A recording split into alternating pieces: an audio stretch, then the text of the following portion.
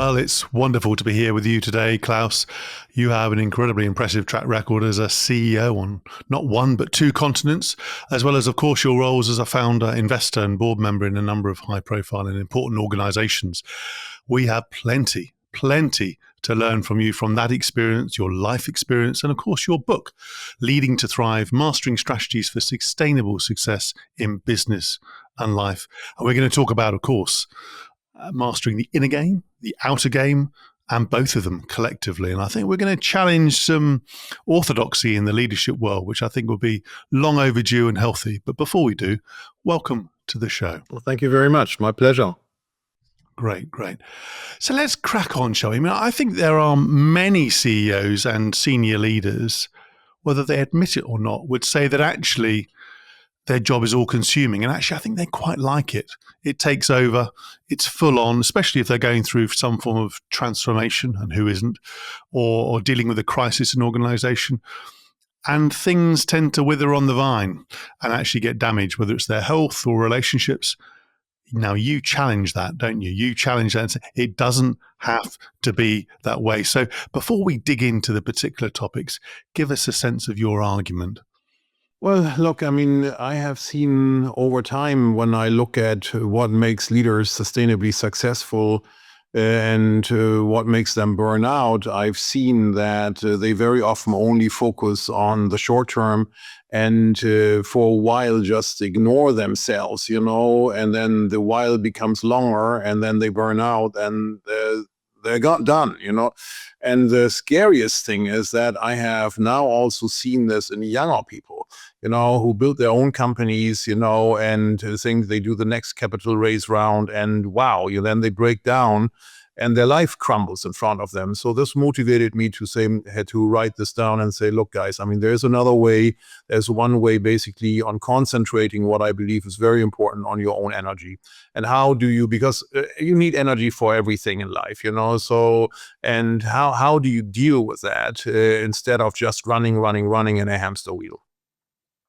Oh, that's very powerful and very purposeful. Where do you think we learn this sort of obsession with working long hours, productivity, time management? So where do we get it from? Well, I can only say I grew up in Germany, and this is no surprise that, I mean, you basically have discipline and you plow through, this kind of is part of the German culture. Interestingly, it's also part of the American culture in a certain way. Some cultures don't have it that much, where it's a little bit more balanced, but I think it is the industrial world that needed this. And even though we are now living in the post-industrial world, we live by principles that the industrial world needed, to basically have a disciplined way to come into the factory. We all needed to be at one place because the factory was at one place. Very different from the times at farming, so I think that's where it comes from. Yeah. I mean, you referred earlier to energy. And if we were to look at top athletes, musicians and others, it's the norm that they need to peak at particular times, right? The concert, the race, whatever it is. And yet I still think for many CEOs, and even those who are quite thoughtful, successful in the short and long term, energy management and the concept of it, I still think is in the sort of hinterland. It's in a little bit in the background until you need to. What's your sense of the lie of the land? You interact with various CEOs and other leaders. How would you describe the landscape in terms of the understanding and the application of energy and energy management? The very limited. And that was one of the reasons why I sat down and wrote the book. I certainly didn't need more time behind my desk, frankly, so I felt that this is very little understood. I also was a big fan of time management for a big part of my life until I realized plowing through and managing time, if you don't have the energy, you won't get it through in the time. And I learned it the hard way, as many have, but fortunately learned it early enough to change course, I think part of it is also that as a leader, you think, oh yeah, you have to get that done. This is a challenge. I have to get that done. But what people don't realize, the higher you go, you can't get it all done. And you need some time with yourself to recharge. And if you think, oh, one more thing, just one more thing, just one more, there's always one more thing. That's the nature of leadership. The higher you rise, the more of the big problems land on your desk, because the other Yes. problems or the good things your team can solve themselves. That's the nature of the business. I always smile when people say, oh, you know what, I just have to get that thing done. And not realizing that after that thing, there's another thing, and then there's another thing, and then there's another thing, and then you're burned out.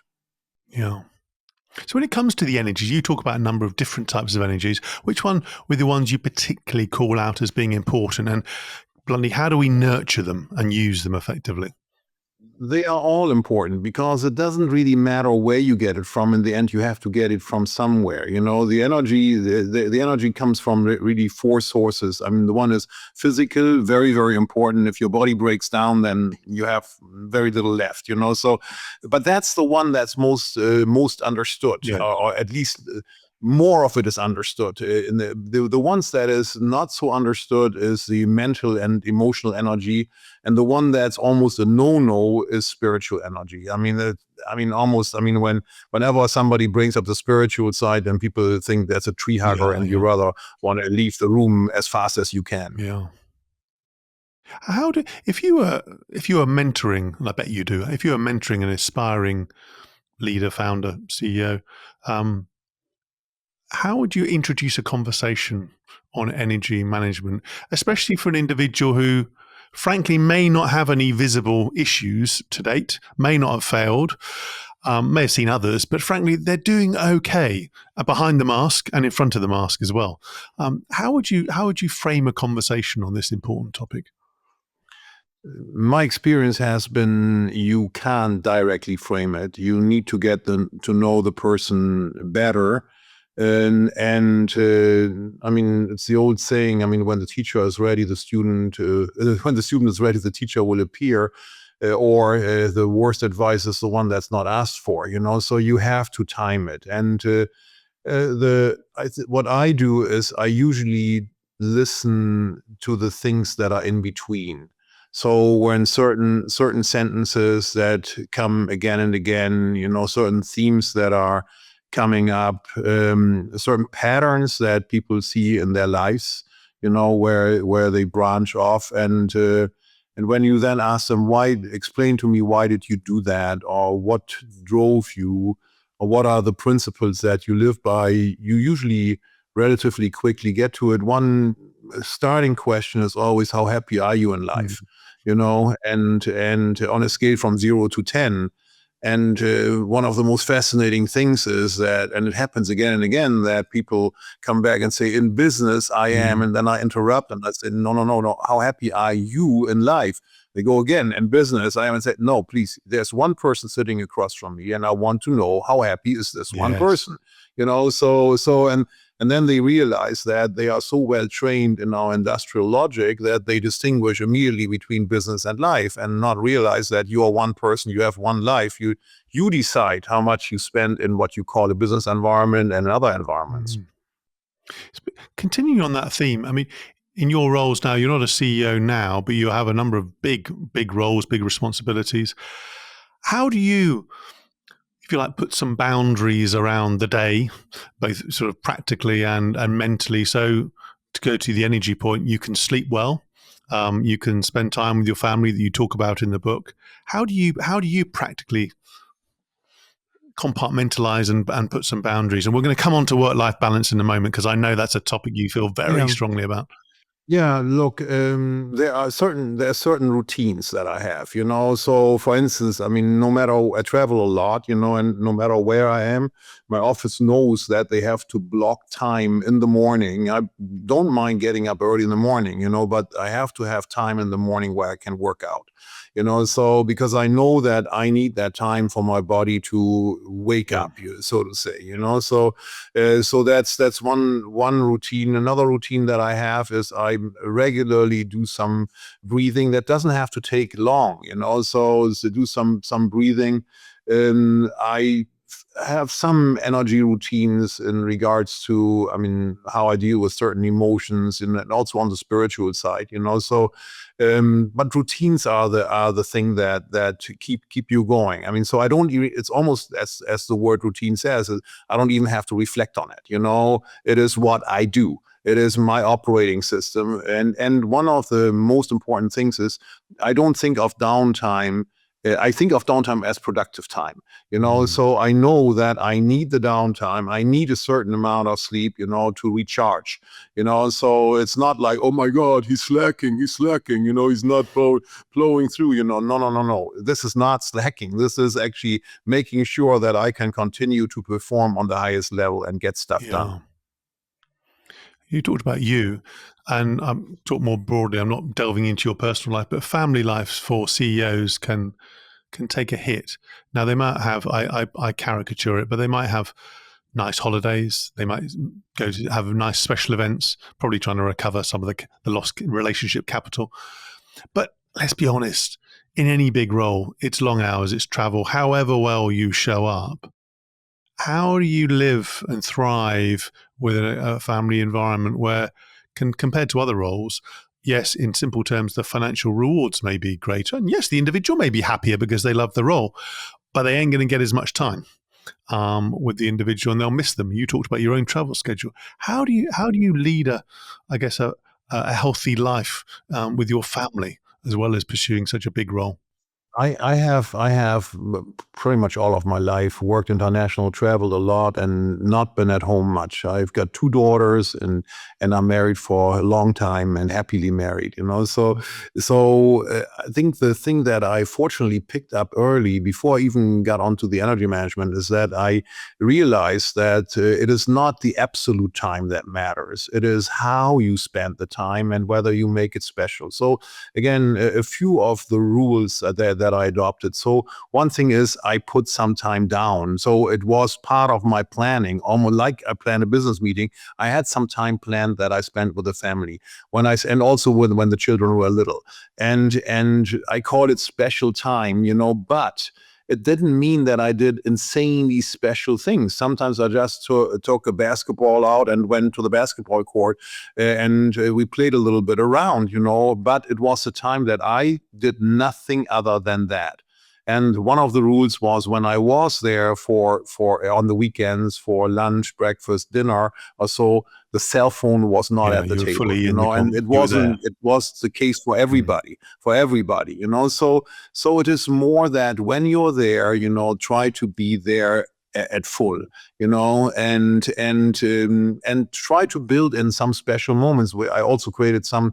One of the great advice that I got from a longtime friend who said, "Plan your vacation at the beginning of the year. This is the time now. Get them into your calendar. Rigorously get them. You will still give up 1 or 2 weeks, or days, But if they are not on the calendar basically grows over it, and then when you want to do it, you don't find the slot. So that's a habit That's that I've great. been practicing for a long, long time, and it worked very, very well. And how much would you work on a typical holiday vacation? It depends, but usually I would say I would do it early in the morning, 2 to 3 hours. So typically, yeah. So the idea of taking a holiday off, I guess, is unrealistic for such a big role. It depends. On weekends it's different, but during normal days, and again, my office would know how to. First of all, I work with an office, Yes. and they know exactly what I want to get done and what has time, and I prioritize that. So they have a slot in case of something happens that requires urgent attention, where I say in that slot I will potentially be there. Obviously I'm happy if they say, you know what, Klaus, no need. However, the slot is there. So when I then have arranged things with the family planning will not get affected Yeah, by it, unless the I world love comes that. down, but normally not. If you're as you're role modeling these behaviors, mindsets, and activities, how do you best cascade it? Because the reason I ask is not only because that's good practice, but I have seen some CEOs who do this and do it reasonably well, but effectively sort of think they're in an exclusive group. It's like the rest of the organization can carry on in this sort of work hard, time management, but the elite, they don't say this, of course, but it's only when you get to a certain level you can really have the opportunity. How do you, not only through your actions, but how do you role model it, and how do you cascade it effectively so it becomes a set of norms for a high performing organization rather than just an exclusive activity? I think, like almost everything in life, and you see it most strongly when you bring up children, talk is cheap. They look at what actions you take, and they look at how, and I think you implied it already in the question. They look at how do you do it, and how do you judge others, I think that's in the end, I mean, you have to practice it. If you don't practice it, then it will not trickle down. And that admittedly, I mean, at Alcoa, we have some facilities like a smelter that has to run 24 hours, 7 days a week, no matter what is going on. So some roles you have to find a process that allows people to, work in shifts, but still get it rolling. But frankly, I mean, even there, you can make it something quite sustainable. As all the big decisions are coming on your desk, and often some of the bad news, I know some CEOs often feel they get over congratulated sometimes, and then and then challenged and criticised far more than they should, like extremes or polar extremes. How do you, in terms of mindset, how do you maintain and sustain a positive outlook, especially when you're in such a demanding environment? Beyond, I guess, the fuel that you talked about, which is important, good diet, exercise, and so on. How do you keep yourself in the right frame? First of all, the fuel is really important so that you have the mental capacity to distance yourself from it. So I think the most dangerous thing is when something gets really critical, gets escalated, the organization is already in hyper chaos. So before it comes to you, so there is already this kind of like uh, intensity, of, oh, we have to act, it's right now, but it's a danger, blah, blah, blah. So you get into a situation where it's almost expected of you to make an immediate decision. If the organization is good, they present some ideas to you. And I think you have to have the skill to stay very, very calm. I mean, actually, what I think people would say, the more difficult the situation got, the calmer I Mm. get.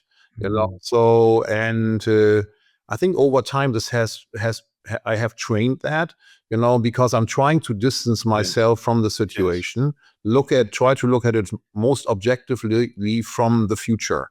And just then, I mean, because the cool thing is humans can anticipate. We have this enormously good skill to say, think it through and try to think it from the end and say, hey, how would that play out? How would that play out? Distance yourself, allow yourself this question. I mean, if you have even the slightest doubt, I mean, ask questions. Don't be shy to say this 5 minutes will not matter. So I want to understand, bum, bum, bum, bum, because the decision is so important for us. Ask the questions, and also don't stop asking if you feel that the answers are not to your satisfaction. A lot of really bad decisions have been made by very good leaders, very, very bad decisions, who later on regretted in life that they didn't ask the question. And on this one, I'm not going to go into details. Yeah. It'd be wonderful if you did, but I understand why you won't. I want to talk shift focus now. Shift focus now. God, it'll be great. But uh, you've had a number of roles, and you play a number of roles now. And I'm curious about the transition between these leadership roles and what served you well. Sometimes I was plotting the history. Sometimes it may be a matter of weeks, months, but you have time between roles. And I've seen some CEOs, some chairs use that time well, and some who've spoken to me and said, you know what, David, I really should have been smarter in terms of using that time to get me to the next role in good shape. What served you well specifically as you transition between your various roles? I always try to do a listening tour, so to say. I mean, even if it's not a formally, sometimes it was formally announced, that I say I'm going to do a listening tour. When you come at Alcoa, I came from the outside. I was on the board, but I didn't think I knew enough about the organization. At Siemens, I was before I became CEO for almost 20 years. So I knew the organization inside out, But even there, I know I did a listening tour, and listening doesn't just and listen to customers, very, very important. You have to see and sit down with them, see how your products, how your offerings are used, It's most interesting that in very many cases, many people in the organization don't do that, and they don't understand how these things are used in the field. You have to obviously understand the products and the offerings, and what the capabilities are, what these things can do and what they can't do. You want to understand your competition, because you have to find out in the end who are you fighting against. And then the most important thing is you have to get to know your team. And as many one-on-one conversations you can have, or smaller groups, I mean, the better you understand them with their skills and their capabilities and their deficiencies, the better off you are. And see also how they work together, because that's the other thing. I mean, in the end, you want to create a star team, not just a team of stars. If you extend that thought and you think about the first 50, 100 days, but the first period of a leadership role, you talked about listening, obviously understanding the business, developing the team. If you look back at your various roles, what were the critical moments where you thought, absolutely, that was the moment, or that was the activity that I'm glad I spent my time on and really mastered? What else would you call out? Yeah. Well, there's lots, but one that and I also cover that in the book, because I thought it was a daunting task. I mean, I was asked to take over the oldest division of Siemens Medical, which was the X-ray and angiography business. I knew that a number of folks had already tried to turn it around. It was negative and had not succeeded. And then I was relatively young at that time, and so I was asked to take that on, and I realized immediately that the team was very beat down, because around them were computer tomography, magnetic resonance therapy, ultrasound, all the cool stuff, and here are the guys, and one of my colleagues called me, here comes the guy who runs the rusty nuts and bolts business, Right. I had asked Siemens before I took the role. I said, I am not going to take it on unless you set me up in two hospitals. I want one hospital in Europe and one hospital in the US, so that I can be in the hospital for a week, and kind of an undercover customer, so to say, and see what's happening in the hospital, And I had no particular hypothesis. I just wanted to see what on earth are they doing with Yes. this equipment, and it was an insane discovery, to be honest, because I saw that this equipment was the only equipment that allowed a new practice that was just getting invented, called minimal invasive intervention, image guidance intervention, whereas normally all other image modalities were there for diagnostics. But honestly, how good is it that you tell somebody, you have something, and then you can't offer a Yes. cure? That's, yeah, great, but not great, but this one was the only one where you could say, hey, there is something there, and we can get rid of that through minimally invasive image guidance therapy. When I saw this, I said, this is it. This is it. I mean, this is the rocket fuel. It's gonna that's how we're going to do the turnaround. I And love we that. have to bring this to the forefront, and that guided me. And I came back, when I did this before I took the role. So I got into the role and I was jazzed. I was completely jazzed. And the contrast obviously was massive. I mean, I think a lot of people probably there were looking at me and thinking, my God, what is he taking? What is he smoking? Until they realized where it was going, and then they drank the same Kool-Aid and we rocked, and turned this thing around. And even today it's super successful, super good. And I'm very proud of that. What a great story. What a great story. You've emphasized the power of the team, of course, in that story and elsewhere. And when I look around in terms of some leadership teams, some executive committees and so on, highly capable people, but often a collection of individuals there to represent their business unit or their division. What does it take if you're somebody at the top and you inherit that type of team that frankly may not be underperforming on some metrics, but isn't a team? Where would you start? What would be the activities you'd focus on to really, I guess I'm focusing here, of course, on another aspect of the outer game as opposed to the inner game. Where would you focus? Yeah, the cool thing is, fortunately, there has been some good research done on what makes the difference, what constitutes a high performance team, and what are the ingredients. And I personally believe that there are 5 ingredients. The first one is the team members have to trust each other. The moment you have this distrust, they are not talking openly, you will not be able. You will not be able to have a team of star team. I mean, it's like on the soccer field. I use soccer. You can use football, whatever you want. Does somebody, who's a star, pass on the ball to somebody who's not a star when the individual sees that person has probably got a higher chance to score? That's the moment that matters. And the reason why somebody would do it is because they say, I trust this person to be able to turn this into a goal for us, and score for us. So that trust is the foundation. No trust goes nowhere. The other thing is the capability to accept conflict, because very often people see conflict as a negative, Conflict can be a very positive when it comes in the form of feedback, where everybody, and that's clearly, you can learn it from all high performance teams. After a mission, they sit down, they say what worked well, what didn't work so well. And in the what didn't work so well, people are directly addressing also the performance of certain individuals and say, look, I mean, I get it, but in this one, you should have done X, Y, Z. Very often in environments, this would be seen as personal criticism. The other person would then feel attacked, a very bad dynamic. But in high performance teams, it's seen as we do this because we all want to grow. And we will grow together, for the next mission to be even more successful. And to, in this case, very often lives are at stake, to not risk lives, So that's the second conflict. The third thing is personal commitment, So it's the old story about the ham and egg breakfast. The pig is committed, and the chicken is what do you call it? Involved, exactly. So you want commitment. You want to be completely. So the person says, I'm in it.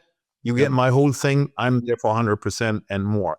You also want personal accountability. If you say you are in charge of taking that bridge at 12 o'clock and you are not taking the bridge at 12 o'clock, it's my role. I screwed it up or I did it. Here we go. Personal accountability. And lastly is, what is the success of the mission? What is very interesting, I find more and more often that people are complaining, leaders are complaining, oh, my team is not working together. And then when you say, well, can you tell me what they would tell me what winning looks like? What are you there to do? and they look at me and they say, well, we want to increase our profitability. Okay, well, that's a high level goal. Can we break this down probably a little bit more, so and make it more actionable, and people then struggle and say, well, how do you expect everybody to do something, if you are not clear what exactly you are expecting from them or what the goal is, So I think that those 5 things, trust, conflict management, commitment, accountability, and aligned around results, is the magic sauce and works, my experience, everywhere. I love that. I want to shift gears for a moment and get your take on a couple of more recent developments. One is around, I guess, the backlash, you might put it, around diversity, inclusion, belonging, whatever the acronym, but in a number of organizations, particularly in the US, and your view on the backlash and where you see things going in the context of high-performing organizations, as we've been talking about. What do you think? Yeah, so I think that I've always looked at diversity is not a goal in itself. Diversity is an essential if you want to get the best talent. It has to be tied to performance.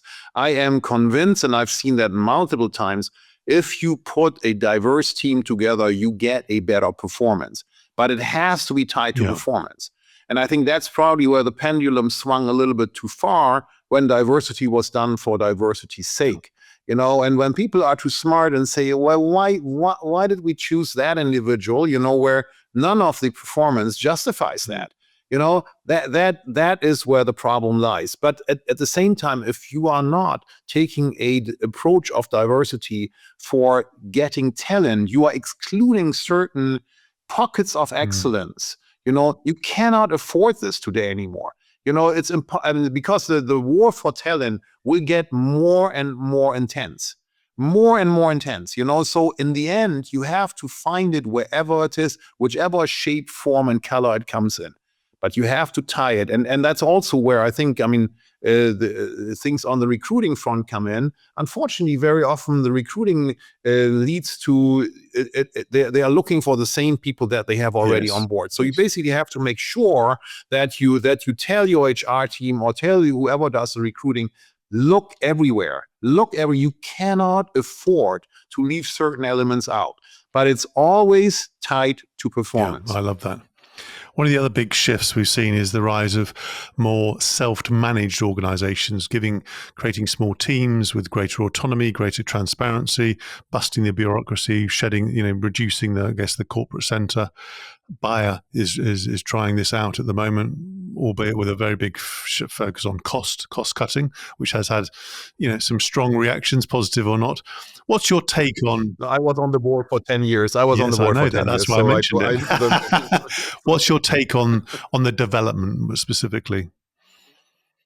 I do believe that adaptability, agility is very important, and certainly in these enormously fast-changing times, it becomes even more important. And however, this does not mean that everybody can run around and do whatever they think is great. Yep. You have to basically be aligned, and that gets you back to the point of the high-performance team. The moment people are aligned around what are our goals, what goals do we want to achieve, what values, what principles are our goalposts, that's fine. And in this kind of frame, you can say, look, move. I have another wonderful saying that it's easier to ask for forgiveness than for permission. In large organizations, that's important, but I have an and to it. And you have to look whether you're drilling a hole under the waterline. If you have the risk with that decision that you're drilling a hole under the waterline, you have to involve some people who are more experienced in this field or are higher up, to just run it by them. But other than that, move. Yeah, love that. As we draw to a close, I always focus even more on the guests' personal aspects of them. And I'm going to give you some quick fire questions. No trick ones, I guarantee. But your proudest moment as a CEO?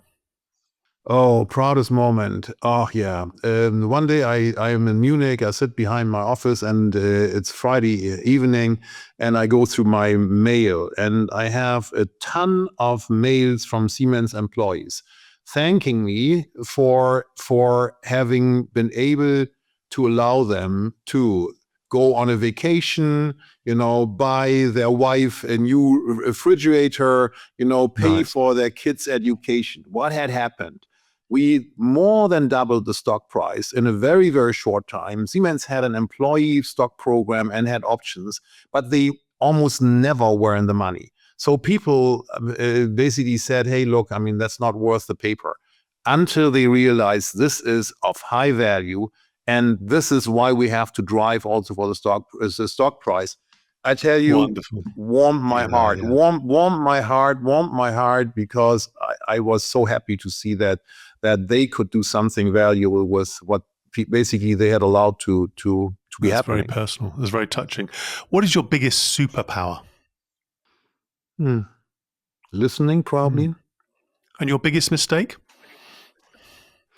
Waiting too long to make changes on the personnel front. And more philosophically, what is the impact you're looking to have on the world around you from what you're doing? I'm a people person, so I've always been, what fulfills me most is when I see that people are living a happy and fulfilled life and are finding their purpose, what makes them happy, and are following it. The last question you've actually answered already, but I'm still going to give you the last question I always ask guests is, when you're having your best day, your best possible day, everything's working well, you're performing at your best, what are the habits and practices perhaps that you haven't talked about already? What would be the one thing you would call out to say, that's the fuel, that's the foundation that I need to have in place to do my best work? Well, I love to just sit back and do a little bit of breathing, active breathing, close my eyes, and not for long, 5-10 minutes is good enough, and I really feel good. I mean, that's one. The other thing is a practice before going to sleep, where it's a gratefulness practice, to basically think of the day and think of other things that have happened in my life and realize, how blessed I am. Well, I feel very blessed to spend the time here with you today. So much wisdom, clarity, very succinct.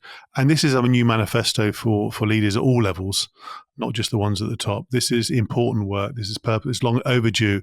And your book and your work really sets out, what people should be focusing on inside, outside, and the connection between the inner game and the outer game. And I applaud you for it. So thank you ever so much for coming on this podcast. Pleasure. Thank you very much. Real pleasure. Enjoyed our conversation. So that was another edition of Lancefield on the Line. I do hope you enjoyed this episode as much as I did. Please do check out the other episodes in the series. Sign up to the podcast, the YouTube channel. And if you're feeling especially generous, give us a 5-star rating. And Klaus, thank you ever so much again. Well, thank you very much. A real pleasure. Thank you.